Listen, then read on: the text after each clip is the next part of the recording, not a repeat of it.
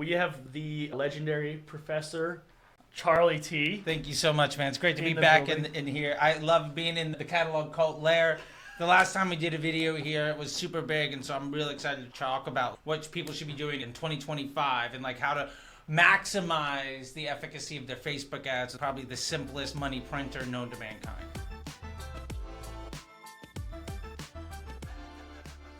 So much to unpack there. Okay, we did a video about this before. It was a big hit. People seem to be really interested in dynamic product ads. Yeah. For people who don't know yet, like really high level, could you just give us like a super high level view? What's dynamic product ads? Why should people care? Yeah, awesome. So dynamic product ads are basically this carousel that you just get to see in your Facebook and Instagram feeds. Mm-hmm. So it's like you can swipe through the different products, right? And it really lets people see exactly the products that they're looking for, as well as shopping around your store without having to go to your website. Mm-hmm. I love to make analogies into the real world, and basically a catalog ad is being able to walk up and down the aisles of the store. Mm-hmm. So you get to see all of the products you're interested in, the sizes, the colors, the variations, the flavors, whatever it happens to be for whatever business it is. Mm-hmm. And it allows advertisers to be able to sell everything in the store with one ad unit, instead of having to make ads for every single product. So a dynamic product ad is like one ad. That's actually a bunch of ads? So it's one ad that's showing everything. And it's also customizable, which is great. And we'll get into that in a bit. But you can also select what is eligible for that. So it's, when you get a catalog in the mail and it's like a magazine with 15 products or 15 pages or 50 products or 100, it's not everything that the store sells. But it's like all the things they want you to buy. And you can curate it in that way too for different business objectives. Maybe you want to do your top selling products or the ones that are best to get new customers into the store or whatever's in season or whatever. You can aim it for business objectives, which is incredibly powerful. Got it. And so there's, like, you work with several, like, high SKU brands. Sure. Just, like, high level, there's video ads, there's regular image ads, and then catalog ads are, like, advertising all of your products all at once. How are those targeted? Yeah, so DPA ads or catalog ads are targeted by showing people what they're interested in. And it really... So there's 3 different types of ads you can have on Facebook or Meta or whatever. First one is just your manual sales campaigns when we're talking about e-commerce. So manual sales campaigns show people your content because it's something they want to see. Mm-hmm. So you're earning attention, specifically trying to give somebody a positive user experience. And the better the end user experience, the higher the quality users that you're going to be able to reach for a lower and lower price. Your frequency will be lower, your CPMs will be lower, and you're just reaching more people to get them interested. That's intent creation at scale. Then you have advantage shopping, which is really designed to show people your content because you're selling exactly what they want to buy. Mm-hmm. So if I have a product where I have an ad for a pair of sneakers and I know that I'm trying to sell this one particular SKU, and then I can force that onto people's feeds because they're shopping for it. So those ads tend to be higher CPM, higher frequency, and fatigue faster. I'm not earning the placement, I just know your credit card is out, so I'm trying to show it to you. A normal manual sales campaign is like television or radio. You're just trying to earn attention, become popular. Whereas an advantage shopping campaign is more like a bazaar or a market where there's 1,000 people out. Somebody's got their credit card, there's 1,000 people selling the same thing, you're just trying to get them to buy from you. Mm-hmm. Where a catalog ad instead is saying Meta is looking at all the data of all the websites you've been in. They know what market you're in. So for instance, I used to run the ads for New Balance. Mm-hmm. And we would see that 2/3 of the first impressions that we would see were somebody who had abandoned cart with another sneaker company. Mm-hmm. So if I'm trying to sell a pair of red trainers and it knows, hey, this person's been on Reebok, they've been on Nike, they've been on Chuck Taylor, they've been on Puma. They know, okay, this person is looking for a red pair of tennis shoes that has a certain like makeup, that is a low top, that is red, that's a price point of like $80 to $125. They might have also been in 1 or 2 stores in person and they haven't bought yet. Mm-hmm. So what they're looking for is this type of thing. And so the DPA ad is a way of using all of that metadata from all the websites you've been on, as well as all of your offline data and your buying modeling behavior, because maybe you also buy a pair of running shoes every other April. Sure. and your homies are buying more, and you're spending more time in parks, and you're spending more time at the gym, you spend more time inside of shoe stores, and you've been shopping around, they're using all of that data to be like, look, you're in the market for a pair of red sneakers. Here's another company you haven't been to. Here's all of their red sneakers that fit what you're doing, and you can just browse through. So it's doing all of the hard work for you of product discovery and making it really easy to give you a positive user experience to buy things. And is that kind of the reason what catalog ads, the way they look, is very it's just product there's no designer jumping in and being like, let's make this brand compliant or whatever like that. So the first image on your PDP is what the ad creative is for your catalog ad. Despite looking so basic and raw, is that kind of like why they work well? Yeah, because the thing is, when you have really, say, some folks put a lot of time and effort into making really engaging videos. Yeah. But I have to watch the whole video for it to work. And then some people will, but if I don't want to watch it, then the video's lost on me. Some folks will make really highly designed images that are having features and benefits and all sorts of stuff, which works if I'm in that customer journey and you're overcoming my objection. But if I'm in market where I'm just looking around for the right pair of red sneakers or the right handbag or the right wallet or the right piece of jewelry, especially if it's a more visual thing, and I'm just like, I need the thing that looks the right way, right? Yeah. So if I'm on like page 5 of Amazon, just going through trying to find the right thing, all I need is that product image. And if we pair that with the name of the product and a price point, I'm checking, all I'm doing is being like, my credit card is out. I want to buy something. Can you meet my needs enough for me to click? Right. And that's the purpose of why these really ugly ads convert really well, because it gets everything across, because you're coming to the table with intent and knowledge and like preparation and research. You're just ready to buy. Yeah. And so it's just like another way of making sure that you can be in that person's feed with exactly what they're looking for when they're ready to make the purchase. Okay, that's what DPA is and how it works high level. Yeah. You're one of the best wizards of DPA I've come I'll across. take that. I appreciate it. And I'm going to put you on the hot seat. I want you to think of and give one tip for beginners to DPA. Okay. So what's a tip, like if you're new to DPA, what's a kind of basic no-brainer thing that you should be doing or starting out with? A tip for beginners, a tip for intermediates, and then a tip for experts. A tip for the person who's, dude, I'm running like 100K on DPA every day, right? What should those people know? Okay, got it. So for beginners, when you're running DPA, I would start off with a run of site. Basically have all of your products available. Okay. I would have that be done in 2 different audiences. I would have it be done in broad, which is DABA. When you open up your DPA ad, it can be prospecting or retarget people because they've been to your website. Hit the prospecting. Now you might say, how is it a prospecting ad? Your prospecting ad could very well be a bottom of funnel ad for one of your competitors' marketing funnels. Remember when I said New Balance, 2/3 of our first touch was somebody that had added to cart in one of our competitors in the last 48 days.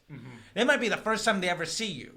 But you're solving a problem nobody else has, or you're visually appealing in a certain way. Whatever it is, somebody's ready to buy. You don't need to take them through the whole funnel. Their credit card is out. You're just like, hey, by the way, you've been unhappy at X, Y, and Z. How about us? And like, great, I'm ready to go. I think you need to have what I call like a 10K audience, like a bottom of funnel effort. And one of the things that I tell all beginners to do is go to your events manager, look at your view content and your add to cart. And it defaults to 28 day. And it might say, oh, I have 17,000 of this or 3,000 of that. Play around with the timelines. And what I'm looking for is an audience where I have roughly 10,000 events. Got it. So that could be view content. Add to cart. I don't generally go below that, but... Is there a look back window that's too long? I don't think there's a look back window that's too long for this audience, because primarily what we need is an audience large enough for, if we're successful, we can scale. Okay. And if it doesn't work, we know that we can't get further down. Okay. So it's a great, like, middle of the road. You can drill down a little bit more if you want. If that audience doesn't work, maybe move on, right? And so that audience might be a view content from the last 3 days and add to cart from the last 10 or something like that. You also have to remember that view content isn't, that event number isn't the audience size. If I go to your website and I check out 4 different product pages, I'm hitting 4 different view content events. If I add 3 things to cart, that's 3 add to carts. So an audience of 10,000 events might be 3 to 8,000 people.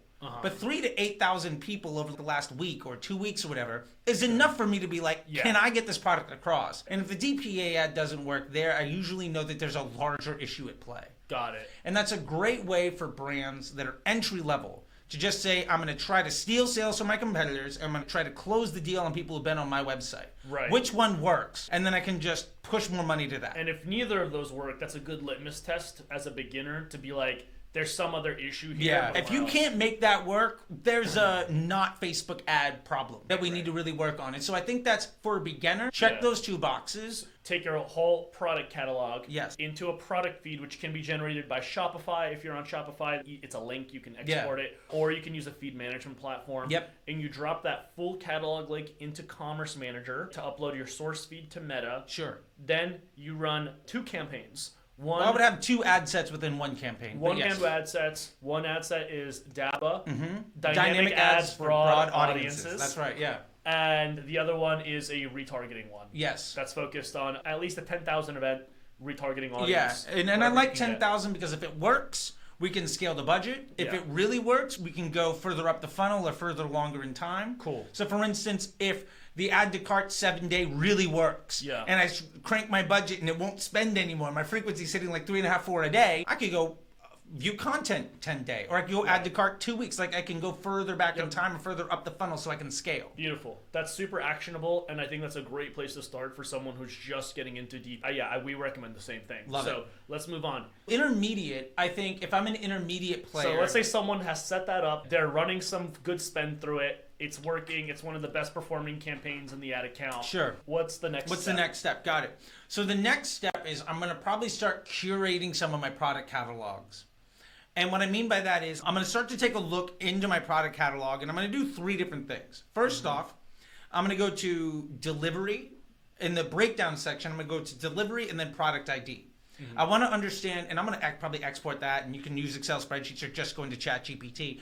But I want to know what products are getting all the spend. What items are showing up most often in my DPA ads? And I want to cross-reference that with like the conversion rates of those landing pages. Now, Facebook doesn't readily show you that information. It'll show you spend. Okay. It'll show you spend. Depending on your ad account, about 10% of people are now starting to see more data, which is exciting. Okay. Which we haven't seen for a couple of years. But you can then cross-reference that spend in Shopify. There's an easy report that'll show sessions by landing page. It's like number of sessions and then add to carts, initiate checkouts, conversion rates, stuff like that. Yeah. So you can begin to cross-reference, hey, is this item that's getting 35% of my spend one that converts really well, or does it have a 0% conversion rate? So I can begin to optimize out items that are really bad, or make a curated feed of my highest converting items. So Meta won't show you spend per product. Yeah. So let's say I have 10,000 SKUs. It'll show me a breakdown of which SKUs are getting the most spend. One's got 3 cents, one's got $500 a day. But it won't show me any performance metrics based on SKU. Without custom conversion events. Yeah. But so it won't readily show me my CAC or ROAS per SKU. So we need to extrapolate, and we need to MacGyver some reports together to extrapolate what's really working. And you're saying Shopify is a good place to do that. Yeah, exactly. So what I'll do is I might go to breakdown by product. Yeah. And then say it's last 30 days, I'll go breakdown. I'll hit the breakdown button, which is between columns and reports. And then I'll go down to the bottom of it where it says delivery. And then at the very bottom of it, you usually have to scroll a little bit. It says product ID. Yeah. I can just see the dashboard going in my head. And then that will spit out a report of every single SKU, every single line item. It's just basically every single square that could exist in a DPA ad. Yeah.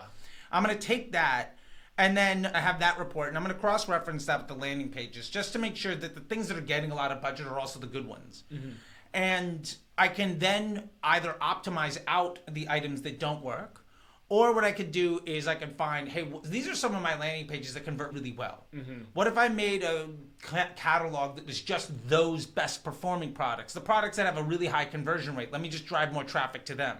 Say my average product has a 1% conversion rate, but some are at a 4, and some are at 0.5 or something like that. Why don't I drive traffic to all of the things that are at 2 or above? Yeah. And then I've got a couple dozen products that are my highest converting ones. Why not spend my money, drive people to landing pages and products that convert really well? It's everyone e-com operator understands the effectiveness of having a best sellers page on their site, where you'll have men's, women's, children's, new arrivals, bestsellers. Yeah, absolutely. Right? And I feel that's always, whenever I see a website, that's always the hottest absolutely. right? Yeah. Everyone always clicks the bestsellers. and that's the highest converting page. And so it's, if you have a bestsellers collection on your site, you should also have one for your DPA. And at one point in time, we realized that you didn't have to play with every single card you owned. Yeah. You know what I'm saying? You're like, right. this card sucks, I'm just going to take it out. Home. Yeah. So you start making decks. Right. It's the same thing. You don't need to play with every one of your toys all the time. Yeah. You can put your best foot forward. That's a really good analogy. So it's like making performance categories. Yes. Where should you try playing with different ones, right? So Yeah. like maybe like a category that's like top 10% best sellers or highest converters, and then maybe top 10% like items with the highest AOVs. Sure, exactly. Yeah, so maybe. great example of that. I'm doing this with some brands right now where, say our AOV is 105. I'll make a catalog where every product is at least 120 bucks. Or another thing that might work is if I go into my Shopify reports and I can see new customers and returning customers, and I know what items most often drive a new customer acquisition who's likely to buy a second time. What items start a customer journey with a high repeat purchase rate? My LTV is going to improve if I just sell those products. Right. I've also done some clothing brands where we just focus on what are all the items that are like summer items and now it's like October. Let me just clear inventory, right? Yeah. So there's a lot of different ways that you can weaponize it, and you can do it for the inventory liquidation one is especially post holidays. just get rid of everything. It's the Yeah. like Halloween candy on November 1st. Items on your shelf cost more money every day. Yeah, It's not like I paid $50 to get it, but also that's now inventory that's taking up turnover. Right? It's cash that's not in your bank account. The worst place for money to be is in product on your shelf. Yeah, absolutely. So you need to get rid of that some way. So there's a lot of these different high AOV or maybe potentially low CPA customer acquisition devices. You can begin to start looking at each product performs a different business function for your business. So you can start to curate them. And my favorite are customer acquisition, high AOV, LTV products, seasonal things, maybe new product drops, customs, bestsellers. Like you can begin to itemize that out with your catalogs. And you'll also notice that some of those work differently based on audience. So like your LTV products might work great against a retention audience. So we talked about DABA, we talked about retargeting. What about all your existing customers? And you just show everybody that buys returning, everybody that's a returning customer. These are all the items they buy. Let me make a catalog that's just those improve LTV. Yeah, and then maybe for the prospecting ones, you have a category that's just like your lowest CAC items. Sure, absolutely. Right? And that's just your acquisition. So that you can pull a lever of, I need to lower CAC, great, I'm going to push this catalog. Yeah. I need to improve LTV, great, I'm going to push this catalog. I need to clear dead stock, great.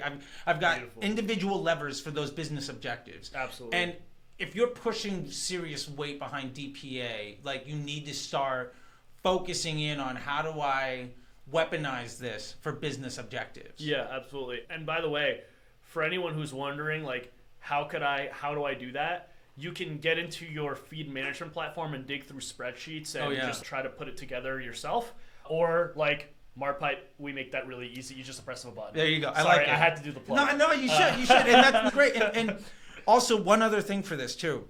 And this is maybe the last bit of intermediate before we get to advanced. There are these things in your catalog management feed called custom labels. And you can make custom label 0, true or false. Is this item one of those that has a better than average conversion rate? True or false? So you could say, okay, great, true.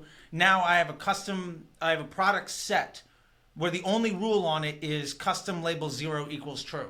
And now, the problem is whenever you make a product set, you can't edit them. But you can build them around business rules. So you can have it be a custom label makes things eligible or not eligible for a product set. So you could I did some brands that do a lot of drops. Yeah. If it was a drop, then custom label 1 equals true. It says drop item. And so we would exclude all items of a drop from the catalog because we know those things are going to sell like hotcakes anyway. Yeah. So as soon as it's not part of the latest drop, it becomes eligible for a catalog ad. And now we're letting the email team and the organic team and the customer service or whatever kill the drops. Yeah. And we're not just letting the DPA steal credit and waste our money on that. Yeah. So we can really kind of weaponize it. And are you doing that manually? Are you going in and tagging things like one by one in a massive SKU spreadsheet? I generally think you should have software that solves that problem. Yeah. Especially if you're going to be doing like thousands of SKUs. If you got like 25, maybe. Yeah. But once you start hitting 70, 80, 100 or more, then you got to do it. Plus, you can also have it in stock, out of stock. Exactly. Like you should have a rule that you can't have a DPA ad show an item that is out of stock. Oh, absolutely. Especially right now when people are selling out of their bestsellers and stuff. It's like I see this all the time.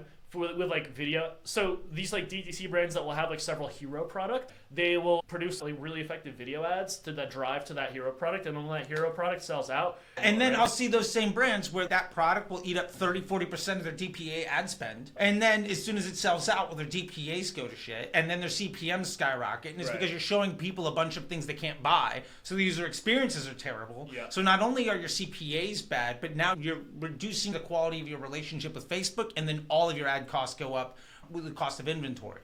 Which is terrible. So let's recap. The beginner tip was the basic setup that you want to start DPA with to understand whether it works for you, which is you want to have your full catalog in one campaign, 2 ad sets. One is DABA, and one is like a retargeting audience of at least 10,000 events. Intermediate tip is let's start breaking into the feed itself. Instead of running the full feed against everything, right? Let's start categorizing our feed and truncating it into sections that make sense for what our goals are, right? So let's create like a bestsellers category of the feed and run just the bestsellers maybe and test that against the prospecting audience versus the retargeting audience. Let's create a high AOV feed, test that against the retargeting audience. Low CAC feed, test that against the prospecting audience, right? So we're playing with the deck analogy was so good. We're creating different decks for different opponents that are like built for it, right? Rather than bringing every You're trying to use the right tool for the right job instead of bringing the entire toolkit with you every single day. Exactly. Okay, cool. Let's break into expert. Like the expert level. At this point, if you got all of that stuff down, you can also begin to track some of these items inside of Facebook. We talked about how the feed doesn't give you that data, but there's no reason you can't use third-party information to do it. So you can use offline conversion events to say, is it a new customer or not? And you can go to our friends at Popsicle or Elevar or anybody else to pump in purchase new customer as an option. Awesome. So now you're going to see new customer acquisition cost by line item product ID inside of your DPA catalog. Okay, so you can have a pixel event fire when a new customer is created. Yes. So it's say your Shopify, it says new versus returning. If it's a new, then it fires a custom conversion event that says new customer. That'll show up as a column inside of your Facebook dashboard. So when you have that breakdown by product ID, it'll begin to show that line item of purchase new customer by product ID, because it's not dependent on the Facebook pixels based off of offline data. So it'll show you which, out of the SKUs that you have, you can see spend, which Facebook will tell you, but then you can also see how many have acquired a new customer. So then you can extrapolate efficiency of 500 spent, 200 new customers. You can get down to, let's $2.50 CAC. That's great. So you can begin to see that. 3 other things that I would do. One is have product categories. So you could have bags, belts, wallets, shoes, all of the items that have that product category could have a custom conversion event that say category equals. So in your feed, in your website, all your products are listed under 7 product categories. You can use custom conversion events that say all items that have this product category equals a bag buyer, a shoe buyer, something like that. So you can begin to, even at your entire run of site, your entire product catalog, understand what products are being sold inside the catalog, and then also you can begin to then say, wow, our bags are just selling really hotcakes. Maybe bags is a product category that I should be running as its own feed inside of the DPA, or what's going and what's not. And so these custom conversion events based around product categories can be really strong. New customers can be really strong. And then you can begin to optimize. Instead of having the event that you're optimizing to be a purchase event, it could be new customer, it could be bag buyer. You can really start to weaponize this for other things. And then the last thing for the super advanced folks that I'd be focusing on is, what is a value add that occurs after the purchase? Do you have an upsell after the purchase that is, let's say, a subscription, or just anytime you're using like a one-click upsell, can you pixel that event occurring? So then you could, if you're doing enough scale, optimize not only towards a purchase, but a purchase of somebody who's going to take the upsell, a purchase of somebody who's going to take the subscription, a purchase of somebody who's going to buy the shipping insurance or whatever it is. You can optimize for that more valuable customer. So your pixel event that you're optimizing to the ad set can now meet the business objective. Now you can really play between audience, catalog, and optimization event, and then track all of those individual items. And if you're pushing, like, you need to be doing some serious volume to make sure any of these things work. But if you're getting 100 plus conversion events a day in any ad set, you could probably optimize down to a more valuable data point. Yeah. And for brands where I'm doing 50, 80, 100,000 a day plus, Right. we've got all of these dialed in. So then we might say, we know this is our best customer acquisition category. Yeah. So we're going to let that go, and it's our CAC device. And we're measuring the CAC on that is $80 versus 115 or whatever it is, right? But you need to that is a really easy way to make these extraordinarily more effective. So you can focus on what business objectives do we have. And then you can really get into the play of, instead of looking at ROAS or AOV or CPA, you can take average order value minus CPA to see your margin, your profit volume per transaction. If my item that I sell for $10, I make $30 on it, and the item I sell for $80, I make $30 on it. Why am I selling anything for $80 when I can get 8 times as many customers? Right. And now you can start pushing multipliers on volume of profit, and you can do some really fun stuff. Right. But that's where you can weaponize the catalog to achieve different business objectives. And then at that point, the only other ads you're running are the ones that drive your cash flow device. Ad accounts that are set up with this sort of intensity Yeah. are just like oiled machines. You see it and you're just like, it takes work to set this up, but once you have this ripping, the maintenance level is pretty low actually. Yeah. Because it's like with an account that just churns and burns UGC nonstop, that's a really demanding furnace to feed. Sure. Right? Because you need to be constantly producing all these assets and testing them, and 90% don't even work. And then but with DPA, once you have a setup like this, it doesn't really fatigue. Yeah, and that's the thing, is the DPA ads don't fatigue as an inherent nature of them. And the other thing is too, if you have a DPA ad where, I think all businesses need a cash flow device, a volume of transactions device, and a profit generation machine. So you can understand, I need more of a day one profitability. I have a tool for that. So my blended CPA comes down. I have a tool for that. And I need a cash flow. If your one campaign of a hero offer is set up to buy the customers that are most likely to buy a second time, you can use catalog ads to increase the volume of transactions or the profitability of transactions. So you don't need your one campaign to do all of the work, which ultimately allows that campaign to be far less efficient. And you're just saying, I know this is long money, I'm going to invest that, and then you can have ad accounts spending $30,000, $40,000, $50,000 a day where you have 2-3 campaigns. Yeah, that's the simplest setups are always the best. And the beautiful thing of that too is you do way less creative testing because your ads don't need to live and die by the performance each day because your catalogs are doing all the heavy lifting. And you're just letting your ads sit and mature and get smarter and smarter. So the daily management of an ad account like that, I'm managing accounts like that where I will spend 2 or 3 hours a week managing an account which might drive $1 million in rev on a weekly basis. That's amazing. And that's a marketer's wet dream right there. It's you should be spending your time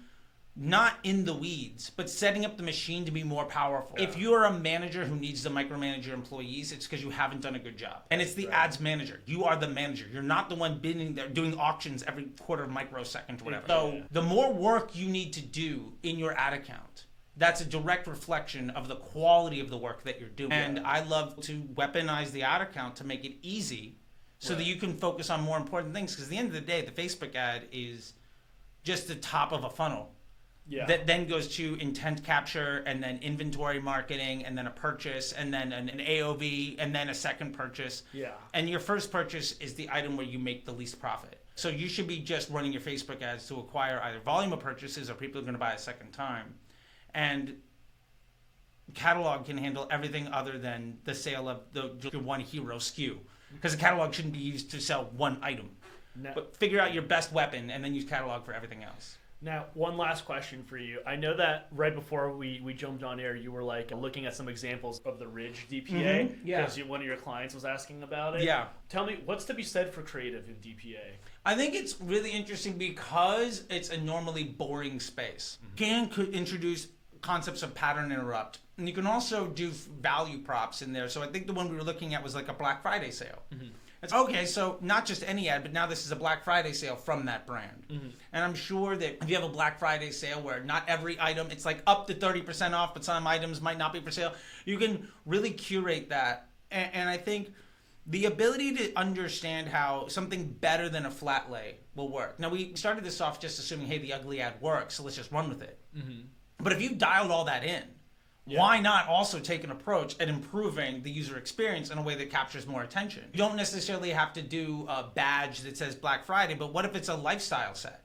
What if you've taken the effort of actually doing lifestyle shots for 200 SKUs? Right. Why avoid using that in your catalog ad? You can 100% do that. And some of my favorite brands, like Dandy Del Mar, will do that, where they do lifestyle shots for all the different drops. And now the catalog ads sell the lifestyle on top of the product. And that is thinking 3 steps ahead. Yeah.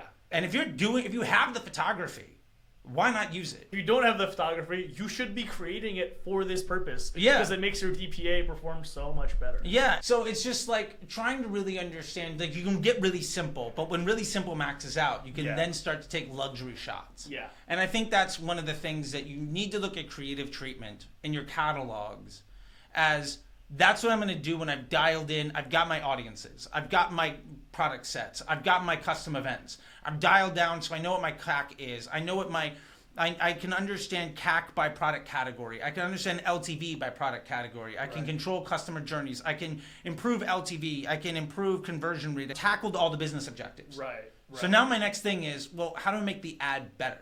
Dialing it in, right? And what I would say is making the ad better is probably a lower inflection point than what you're advertising.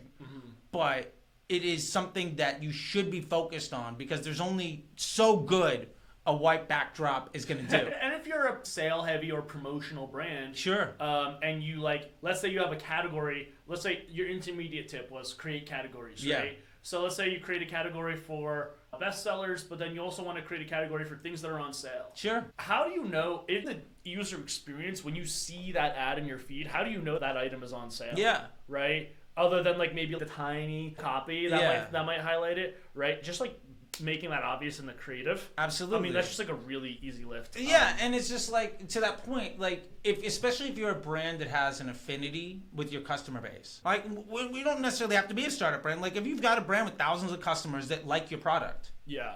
having an on sale catalog, people are like, oh, it's on sale, and they're going to go through that entire catalog just to see if the item they like is there. Yep.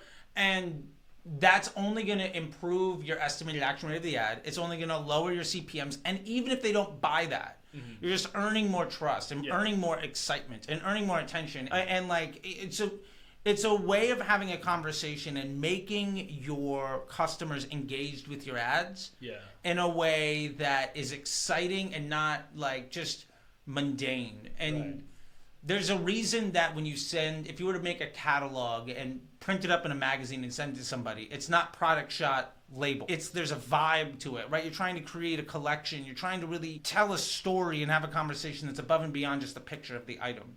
I think it's something that is hyper powerful if you're ready for it.